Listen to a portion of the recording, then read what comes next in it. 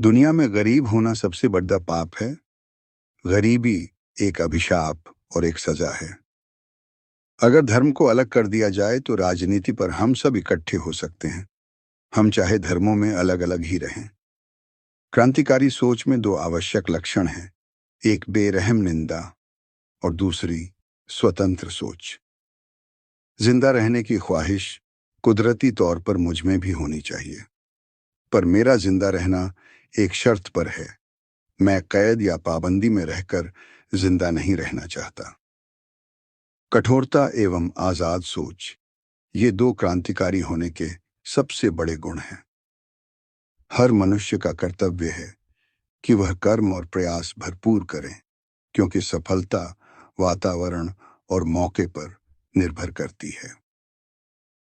किसी भी व्यक्ति को क्रांति शब्द की व्याख्या शाब्दिक अर्थ में नहीं करनी चाहिए। जो लोग इसका दुरुपयोग करते हैं वे अपने फायदे के हिसाब से इसे अलग अर्थ और मतलब दे देते हैं। भगत सिंह के अनुसार क्रांति में सदैव संघर्ष हो ये जरूरी नहीं है। क्रांति बम और पिस्तौल की राह नहीं है। कोई भी अत्याचारी साधारण व्यक्तियों को कुचलकर उनके विचारों को नहीं मार सकते। भगत सिंह के अनुसार कानून की पवित्रता तभी तक बनी रह सकती है जब तक कि वो लोगों की इच्छा की अभिव्यक्ति करें। क्रांति और आजादी इंसान का जन्मसिद्ध अधिकार है तथा परिश्रम समाज का वास्तव में वहन करता है। अगर हमें सरकार बनाने का मौका मिलेगा तो किसी के पास प्राइवेट प्रॉपर्टी नहीं मिलेगी। मैं जीवन में महत्वाकांक्षा, आशा और आकर्षण से भरा हुआ हूं, लेकिन मैं जरूरत के समय सब कुछ त्याग सकता हूं। अगर बेहरों को सुनाना है तो आवाज बहुत तेज होनी चाहिए। सरफरोशी की तमन्ना अब हमारे दिल में है। देखना है जोर कितना बाजू ए कातिल में है। राख का हर एक कण मेरी गर्मी से गतिमान है। मैं एक ऐसा पागल हूं जो जेल में भी आजाद है।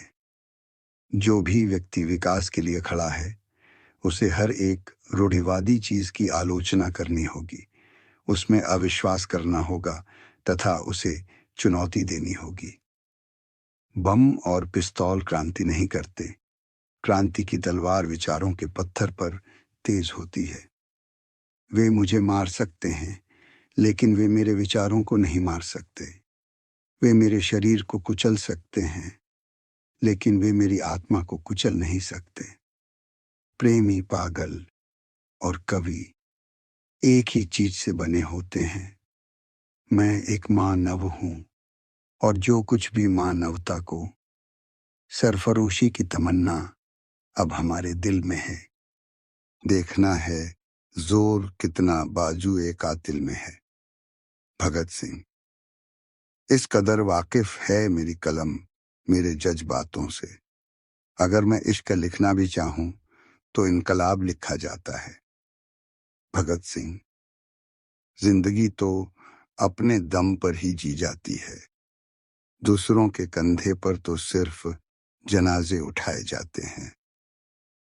भगत सिंह। मेरे जीवन का केवल एक ही लक्ष्य है और वो है देश की आजादी। इसके अलावा कोई और लक्ष्य मुझे लुभा नहीं सकता। भगत सिंह। जिंदा रहने की हसरत मेरी भी है, पर मैं कैद रहकर अपना जीवन नहीं बिताना चाहता। नहीं निकलेगी। मेरी मिट्टी से भी वतन की ही खुशबू आएगी। भगत सिंह। राख का हर एक कण मेरी गर्मी से गतिमान है। मैं एक ऐसा पागल हूं जो जेल में भी आजाद है। भगत सिंह। 1931 में शिवराम राजगुरु और सुखदेव थापर ने देश की आजादी का सपना दिल में बसाकर मुस्कुराते हुए फांसी के फंदे को चूम लिया था। आइए जानते हैं भगत सिंह के वो विचार जो आज भी युवाओं में जोश भर देते हैं। सरफरोशी की तमन्ना अब हमारे दिल में है। देखना है जोर कितना बाजुए कातिल में है। ब्रिटिश शासन के खिलाफ भारतीय क्रांतिकारियों को जोश से भर देने वाली भगत सिंह की ये लाइनें आज भी युवाओं के रोंगटे खड़े करने के काबिल हैं। क्रांतिकारी नेता भगत सिंह का जन्म 27 सितंबर 1907 को लायलपुर जिले में एक सिख परिवार में हुआ था, जिसे अब पाकिस्तान का फैसलाबाद कहा जाता है। वह एक ऐसे परिवार से ताल्लुक रखते थे जो स्वतंत्रता संग्राम में शामिल था। यही कारण था कि वह कम उम्र में ही भारत के स्वतंत्रता आंदोलन की ओर आकर्षित हो गए थे। उन्होंने असहयोग आंदोलन में महात्मा गांधी का समर्थन किया और जलियांवाला बाग हत्याकांड 1919 और ननकाना साहिब 9221 में निहत्थे अकाली प्रदर्शनकारियों के खिलाफ हिंसा से प्रभावित हुए।